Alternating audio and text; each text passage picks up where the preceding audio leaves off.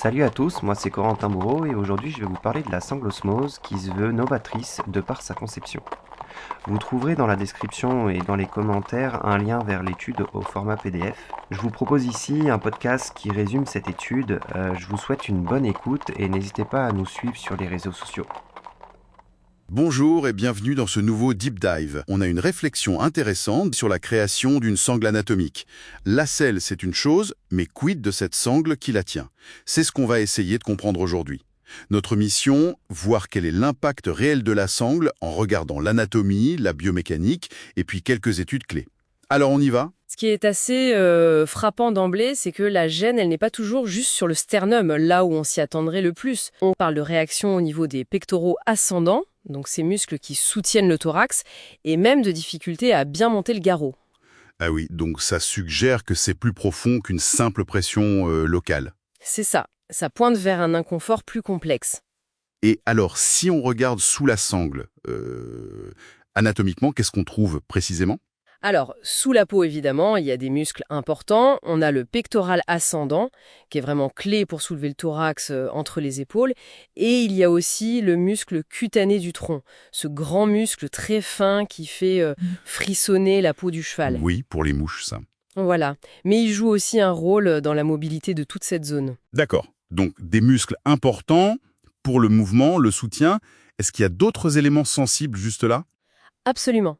Il y a aussi ce qu'on appelle la veine de l'éperon, techniquement la veine épigastrique crâniale superficielle, importante pour le retour du sang. Et puis surtout, il y a le nerf thoracique latéral. Et lui, il est critique. Pourquoi critique? Parce qu'il commande une partie des muscles de la paroi du thorax, y compris ce fameux muscle cutané, et il est très très proche des nerfs qui s'occupent du pectoral ascendant. Donc si on le comprime, ça peut perturber toute la fonction musculaire autour. Ça peut irradier. D'accord, je vois.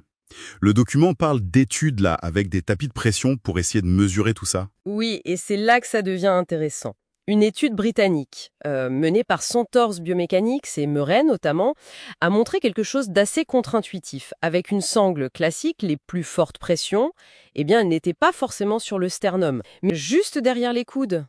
Sur le bord avant de la sangle, en fait. Au niveau de l'arrière du coude, quoi. Ah, d'accord. Donc le point critique, ce serait pas tant le sternum, mais cette zone juste derrière le coude. C'est exactement ça qui ressortait de cette étude.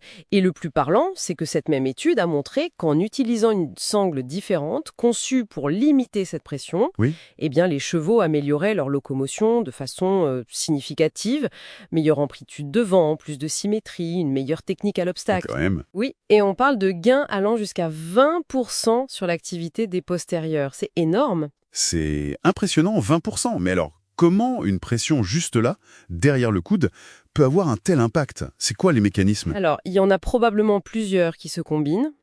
Premièrement, la compression directe de ce fameux nerf thoracique latéral dont on parlait. Ok, le nerf. Ça crée de l'inconfort et ça peut perturber le fonctionnement du muscle cutané, du pectoral. Deuxièmement, la compression de la veine de l'éperon. Ça peut gêner le retour veineux. Logique. Troisièmement, il se trouve que cette zone, c'est aussi un point d'acupuncture connu, d'Aimai, qui est souvent lié justement aux douleurs au sang l'âge.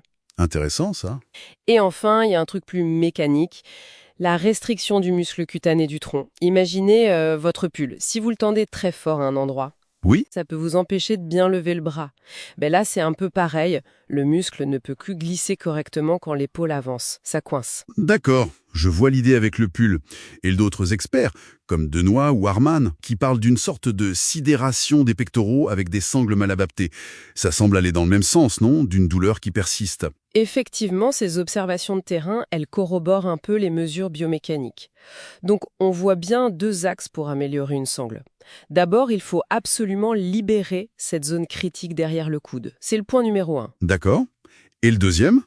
Et deuxièmement, améliorer le confort global sur les pectoraux et le sternum, en répartissant mieux la pression. Et la solution qui est explorée dans la réflexion, c'est une sangle avec des sortes de cales en mousse, c'est ça? C'est l'idée qui est testée, oui. Le but, c'est de créer un espace vide, un tunnel en quelque sorte, juste derrière le coude, pour éviter de comprimer les nerfs et les vaisseaux. Et en même temps, ces cales, elles essayent de mieux épouser la forme des muscles pectoraux pour répartir la charge tout en dégageant un peu le sternum. Bon, en résumé, si on synthétise un peu tout ça, ce deep dive nous montre que la sangle, c'est loin, très loin d'être juste un accessoire. C'est clair. Sa conception peut vraiment avoir un impact direct sur des nerfs, des vaisseaux, des points sensibles et sur le fonctionnement de muscles qui sont essentiels pour le cheval. Tout à fait. Et cette zone derrière le coude, elle apparaît vraiment comme un point névralgique, souvent sous-estimé peut-être. C'est ça. Le message clé, c'est que ce bout d'équipement mérite qu'on s'y attarde vraiment, parce qu'il interagit avec des structures anatomiques, biomécaniques, qui sont fondamentales. Exactement. Alors, qu'est-ce qu'on peut en tirer concrètement? Peut-être que certaines sensibilités qu'on observe, des réticences ou même des limitations de performance chez certains chevaux, Mhm. pourraient trouver une partie de l'explication et, qui sait, une solution en regardant du côté de la sangle. Ça invite vraiment à le regarder d'un œil neuf.